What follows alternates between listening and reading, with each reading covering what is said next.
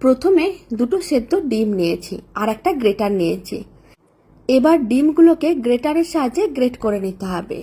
আর এখানে আমি সেদ্ধ ডিম দুটো নিয়েছি, আপনারা চাইলে আরো বেশি করেও নিতে পারেন। দুটো ডিমকেই গ্রেটারের সাহায্যে গ্রেট করে নিয়েছিলাম। এদিকে একটা ফ্রাইং প্যানকে গ্যাসের ওভেনের উপরে বসিয়ে দিয়েছিলাম। বড় চামচের 1 চামচ তেল দিয়েছি, তার মধ্যে দিয়ে দিলাম একটা কুচনো পেঁয়াজ। কুচনো পেঁয়াজটাকে হালকা করে একটু নাড়াচাড়া করে নিতে হবে। তারপরে এর মধ্যে দিয়ে দিতে হবে 1 চামচ আদা রসুন বাটা। একসঙ্গে খুব ভালো করে মিশিয়ে মশলাটাকে একটু ভেজে নিতে হবে, যাতে কুচনো পেঁয়াজ আদা রসুনের কাঁচা গন্ধটা চলে যায়। আর দিয়ে দিতে হবে সামান্য পরিমাণ হলুদ গুঁড়ো 1 চামচের 4 ভাগের 1 ভাগ, লঙ্কার গুঁড়ো দিয়ে দিলাম 1 চামচের 4 ভাগের 1 ভাগ, আর লবণ দিয়ে দিলাম 1 চামচের 3 ভাগের 1 ভাগ। সমস্ত কিছু খুব ভালো করে মিশিয়ে মশলাটাকে একটু ভেজে নিতে হবে। আর লবণ দেওয়ার কারণে পেঁয়াজগুলো অনেক তাড়াতাড়ি নরম হয়ে যাবে।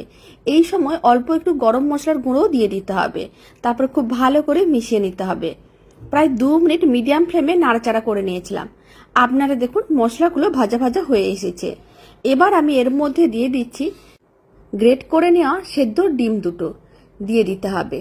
আর দিয়ে দিতে হবে একটা সেদ্ধ করে রাখা আলু। আর আলুটাকে আগে থেকে সেদ্ধ করে ম্যাশ করে নিয়েছিলাম, সেই সেদ্ধ আলুটাও খুব ভালো করে একসঙ্গে মিশিয়ে নিতে হবে। সমস্ত কিছু একসঙ্গে খুব ভালো করে মিশিয়ে নেওয়ার পরে মিডিয়াম ফ্লেমে 2 মিনিটের মতন নাড়াচাড়া করে নিতে হবে। তাহলে ডিমের কবিরাজির জন্য পুরটা রেডি হয়ে যাবে। এইভাবে মিডিয়াম ফ্লেমে 2 মিনিটের মতো নাড়াচাড়া করে নিতে হবে, যাতে একটু শুকনো হয়ে আসে। 2 মিনিট নাড়াচাড়া করে নিয়েছিলাম। এবার ফ্লেমটা অফ করে দিতে হবে আর একটা প্লেটে করে নামিয়ে ঠান্ডা করে নিতে হবে। এবার একটা ছোট্ট মিক্সিং বোলের মধ্যে দুটো ডিম নিয়েছি, তার মধ্যে অল্প একটু লবণ দিয়ে দিলাম আর দিয়ে দিচ্ছি 2 চামচ কর্নফ্লাওয়ার। তারপর সমস্ত কিছু একসঙ্গে খুব ভালো করে মিশিয়ে নিতে হবে। আর খুব বেশি কর্নফ্লাওয়ার দেওয়া যাবে না, একটা ডিমের জন্য 1 চামচ কর্নফ্লাওয়ারই দিতে হবে। এখানে আমি দুটো ডিম দিয়েছিলাম, তাই 2 চামচ কর্নফ্লাওয়ার দিয়েছি। খুব ভালো করে মিশিয়ে নিয়েছিলাম আর কর্নফ্লাওয়ারের কোনো রকম দলাও নেই। এবার মিশ্রণটাকে এক সাইডে রেখে দিতে হবে। প্রথমে কাটলেটগুলো রেডি করে নেব। হাতে অল্প একটু তেল ব্রাশ করে নিয়েছিলাম। আর যে মিশ্রণটা ঠান্ডা করে নিয়েছিলাম, এইভাবে কিছুটা করে মিশ্রণ নিয়ে নিতে হবে, গোল বলের মতন করে বানিয়ে তারপর একটু লম্বা করে প্রেস করে চ্যাপটা করে নিতে হবে। সমস্ত কাটলেটগুলো একইভাবে রেডি করে নিয়েছিলাম। এবার এই কাটলেটগুলোকে বিস্কুটের গুঁড়োর মধ্যে কোট করে নিচ্ছি। আপনারা চাইলে ডিমের মিশ্রণের মধ্যে ডুবিয়ে তারপরেও বিস্কুটের গুঁড়োর মধ্যে কোট করে নিতে পারেন, তবে আমি এখানে শুধুমাত্র বিস্কুটের গুঁড়োর মধ্যেই কোট করে নিলাম।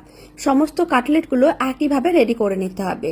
আর কাটলেটগুলো যখন রেডি হয়ে যাবে তখন ফ্রাইং প্যানে কিছুটা পরিমাণ তেল নিয়ে তেলটা গরম করে সমস্ত কাটলেটগুলো দিয়ে দেবো।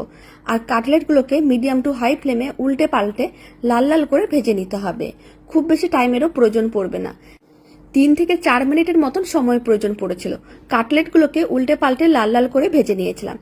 এখন সমস্ত কাটলেটগুলোকে তুলে একটা প্লেটের মধ্যে রেখে দিচ্ছি। এবার ফ্লেমটা একেবারেই লোতে করে দিতে হবে। ডিম, কর্নফ্লাওয়ার ও লবণ মিশিয়ে যে মিশ্রণটা রেডি করে রেখেছিলাম সেখান থেকে এইভাবে অল্প করে মিশ্রণ নিতে হবে আর তেলের মধ্যে লম্বা করে দিয়ে দিতে হবে। একেবারে অল্প অল্প সুতোর মতন করে দিতে হবে আর ফ্লেমটা লোতেই রাখতে হবে, তাহলে খুব সুন্দরভাবে রেডি হবে।